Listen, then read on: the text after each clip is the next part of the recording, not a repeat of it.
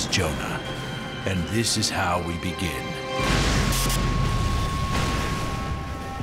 With one cataclysmic event.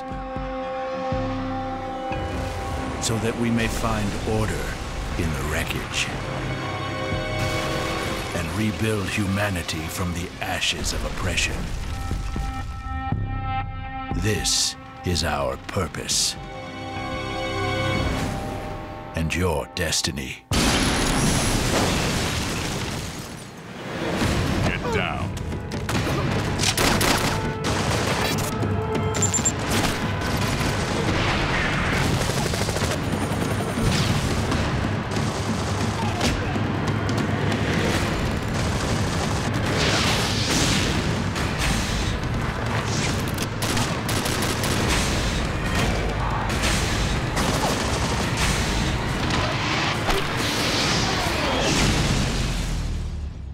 Soon you will see things my way.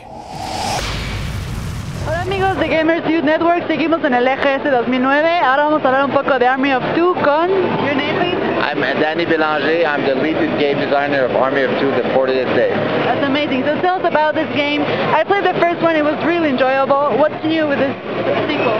We changed many things. The controls are better. The AI has more moves. There's more organic co-op moves. We've added pre-combat sequences. What that means is the enemies have a purpose in the game world. They're not just there to die. They have missions, they have objectives, and that encourages communication. We also have a morality system, and what that does is you have difficult decisions to do, like good or bad, and that has consequence later in the game. We also have a weapon customization that's been expanded, so there's 8,000 options in there, and it's really developed. Yeah, so about the morality issue, if we choose to be the bad guys, the consequences are really noticeable? The consequence is instantaneous. You see, we have flash forward images of what you did. You see, at that moment, you see what happens to that person. That person has a family, has a life. So you will know that what you did had a direct ramification at that moment. So yeah. So it's instantly. Instant. On the long run, some events in the game world might change. If you save civilians and you do the right thing, they will come in and help you. Characters can come and give you a hand, give you weapons. So it's on multiple levels. And what are what kind of countries are there, or where is it going to take place? The whole game takes place in Shanghai, so it's a continuous story. Taking a picture. It's a continuous story. All the events happen in the same city. We wanted to give a sense of continuity. They're trying to escape the city, and that's what the theme of the game is about. So Shanghai, the whole game. Yeah. One of the really unique characteristics I like about Army of Two is the mask and the customization of weapons. Are we going to see this even more developed? The masks for the story, for the campaign, you can't change that because there's no way to buy it. Yeah. But for online, we're supporting customization, so you can make your own mask, you can make your shoulder, you and your friend can have the same. The character in the campaign, he changes. He gets, for example, he gets captured, he gets beat up, so now you'll see it in the face and the character. Yeah. So, and the weapon customization, like I told you, there's 8,000 options, so it's really big. Yeah. The online experience, what is it about? The campaign is online because it's a co-op experience, but there's also 4 multiplayer modes, and now you can, we unlocked regional. That means like America and Europe can play together now, which we did not have in the first game. Yeah. Basically, alright, so when are we expecting this game? It's coming out. You made the release date? It's coming out January 12, 2010, and worldwide launch. We have Xbox 360, PS3, and the PSP version as well. That's amazing. Thank you very much for being here. Thank you.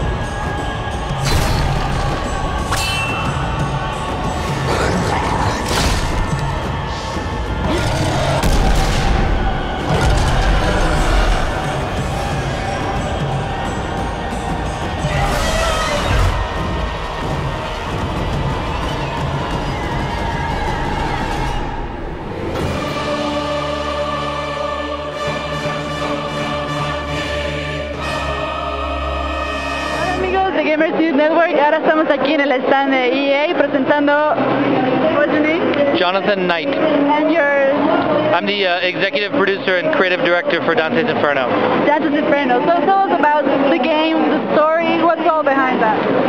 Well, the game is kind of loosely based on part one of the Divine Comedy, La Divina Commedia, which is this incredible medieval epic poem from Dante Alighieri. It's an Italian poem, and I was reading the poem when I was thinking about this project, and what's amazing is he describes a journey through the afterlife, and he describes everything he sees, and it's so unbelievably detailed and kind of fantastical, and he imagines hell in 9 circles. Each one is a sin with people being punished, and there's monsters, and he's very specific about the geography. There's rivers and cities and forests, and as I read it, I realized that it's just a perfect idea for a video game, because we can now really recreate that world that he imagined, for the first time in 3D. That's amazing. So basically, you're recreating all that part as a video game.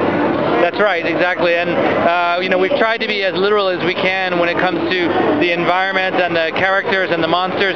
Now, one thing about the poem, though, is that the Dante Alighieri of history is he's kind of a poet and a philosopher and a theologian, and he's an intellectual, and so for our game we needed to kind of reimagine or reinvent him as a hero. So we changed him somewhat, as you can see, and he's now he's very confused about his life, much like the real Dante, but our Dante is a crusader, he's a warrior, and he fights through hell to rescue Beatrice, who's the love of his life. How does he fight through hell? Like, does he have weapons? What does he use? Yeah, he starts out with this giant scythe. The first thing you do in the game actually is you fight death and you steal his scythe, and that becomes his main weapon.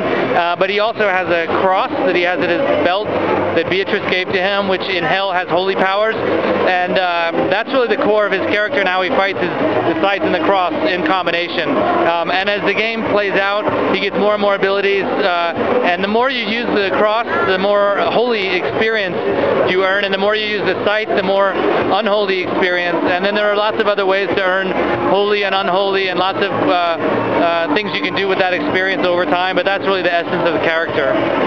So what kind of gamers will be attracted to this game? What kind of people will be interested?